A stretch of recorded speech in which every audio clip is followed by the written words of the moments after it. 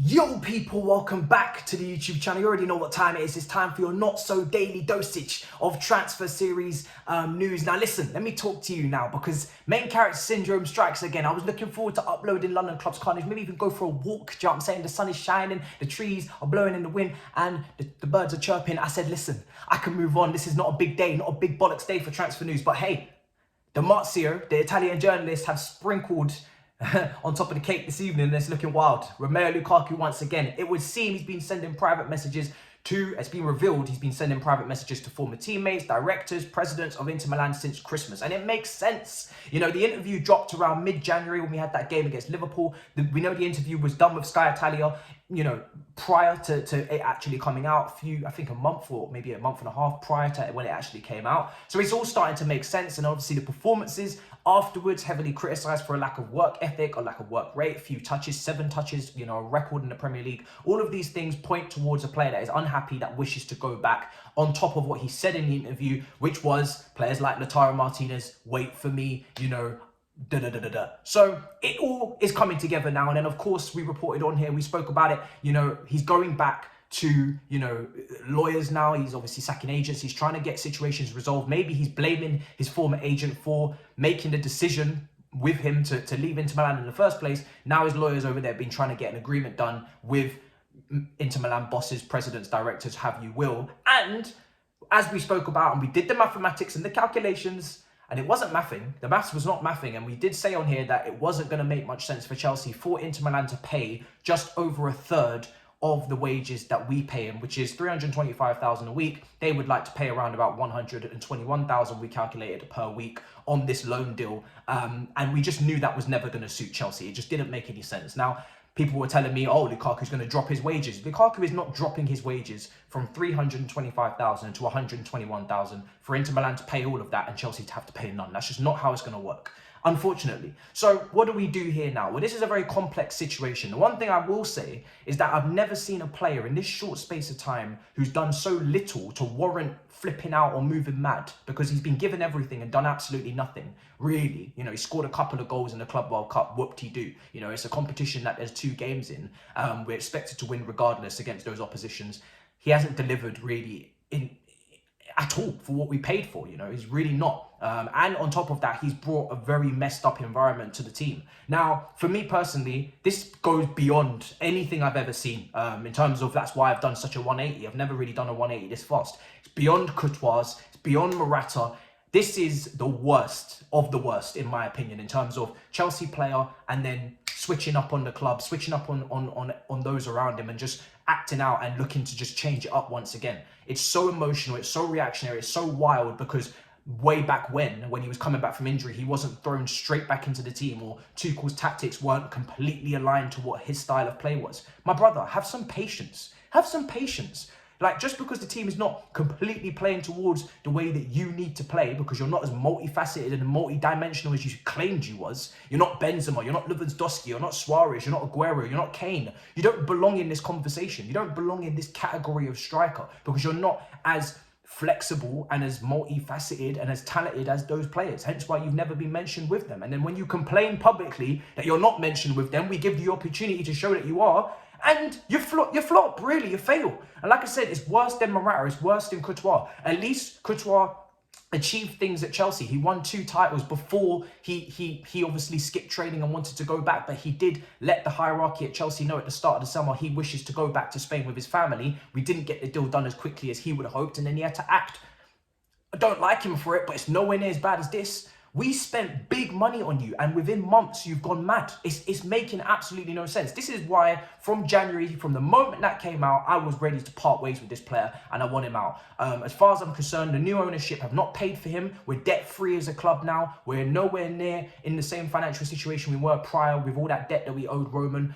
Like I said, Marina is going to be a little bit stubborn. She was with Kepa and many others as well. When she puts down a big investment, or she decides that she's going to go hell-bent for a player, as she has with Lukaku, the reports are coming out that, yes, it's going to be difficult for her to let him go for way less than she paid, because, of course, her pride will be hurt, potentially. But I'm sorry, darling, love, sweetie pie, bro, that's none of our business anymore. We have to get rid of this player as soon as possible. Honestly, there really is just no room for negotiation. There's no room for chatting about this any longer. Of course, we want to get the deal that best suits us, but my God, has he been an awful acquisition. And I have to hold my hands up. Look, I got it wrong. I said it in mid-January. I thought this guy was going to be able to acclimatize to our system. I thought he was going to be able to acclimatize. We would acclimatize a little bit to him. He was a model professional, a senior, a pro, in his best physical shape of his life, a finisher. I thought he was going to come in here and do the business and lead from the front. He's done nothing but lead.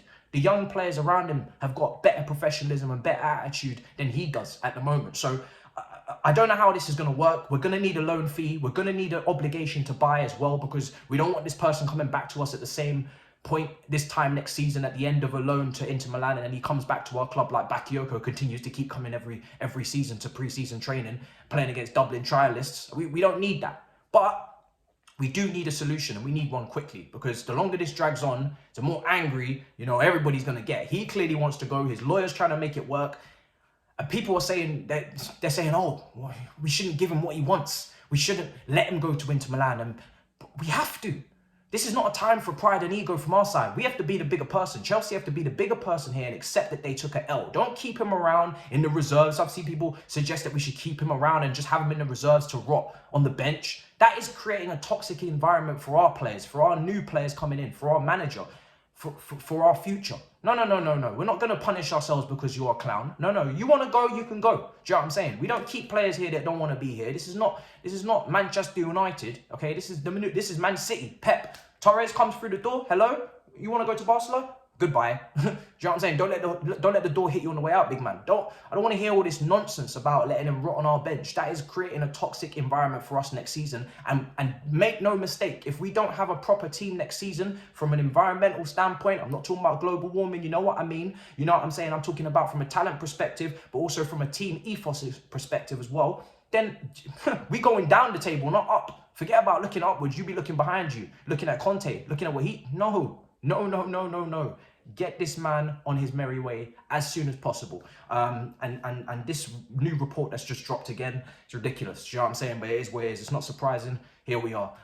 He wants to move. I would like him to go. It makes perfect sense. Moving on to the Dutch duo that is De Ligt and De Jong. I've seen either Chelsea fans link De Jong to Chelsea and wonder why we're not getting him. My brother Miz on the TL, and also loads of other Chelsea fans as well. And also De Ligt, I've seen him linked sparingly to us as well, although Koundé's clearly the first choice. For me, the reason why these two players won't be coming is, first of all, they're extremely expensive. Their wages are ridiculous. What they've been paid from their moves from Ajax to their respective clubs. I think De Ligt is on 280k. I think De Jong is on about 350k. Are they going to take wage drops? I don't know. De Jong would certainly have to take a wage cut. Ain't nobody paying you 340k a week. You're a talented young player, but you ain't 340k. So that's a big stickling issue for De Jong leaving Barcelona, who obviously potentially need the cash, and that's why he's been linked with Manchester United. But also, is De Jong really the right profile? I was saying this on Twitter. For me, I see him as like a deep line playmaker. I see him as a player that plays similar position to Kovacic in the pivot, the one ahead of the sitter, the one that is allowed to be released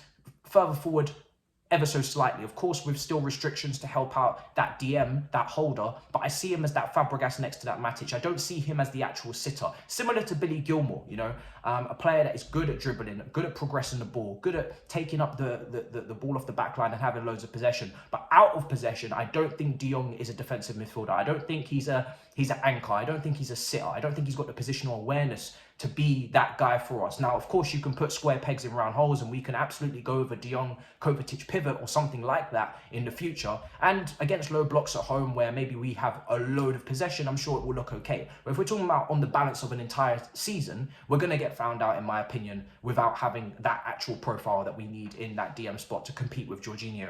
And like I said, with Gilmour, similar player.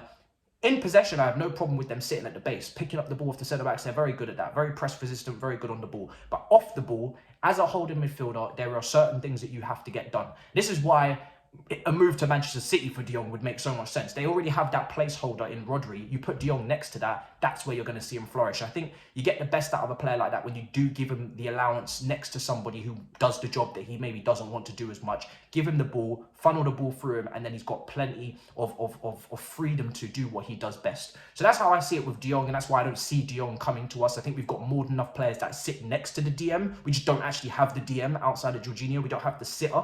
Got a lot of players, Kova, Kante, you know, if we change to a 3, Gallagher, Loftus-Cheek, Mason Mount. There's so many players that want to move forward, want to carry the ball forward, whether with their feet, dribbling wise, or progress the passing, hopefully as well. But actually sitting, there's only one sitter here, and it's Jorginho. So it continues to keep our midfield imbalanced, in my opinion. That's why, for me, we're not looking at him, and that's why Chelsea fans who are calling for him don't expect him, in my opinion. Probably not our biggest need right now. Also, De Ligt, like I said, for me, I don't feel like that will happen either. I think Koundé is our clear target number 1. He's the one that we've been chasing since last summer. De Ligt is on stupid wages. He is negotiating at the moment with Juventus to sign a new contract. However, he does want to bring his release clause down from 120 million to something a little bit more realistic. Again, another player maybe more realistic than De Jong in ways, because we do need a defender, but I just see that we will get Koundé wrapped up, in my opinion. I don't think it will be De Ligt. So I wouldn't really hang your hat on that one either. So loads to talk about today. Let me know in the comments what you think of this situation. I mean, we kind of already knew, I guess, Lukaku was having these type of conversations, but it just annoys me to hear it again. I'm not going to lie. I'm re-triggered, as they say. So let me know in the comments down below. Make sure you smash up the icons on this video. Smash up the like. Hit the subscribe. We just hit 25k. 25k. Come on. I'm so happy about that. Big up your damn selves for the support. Make sure you check out Twitch as well. We got daily watch-alongs, streams, more interaction there in a live format that you guys enjoy. And London Club's Carnage will come out tomorrow, because obviously today we got problems. And Lukaku is one. In a bit, people. Peace.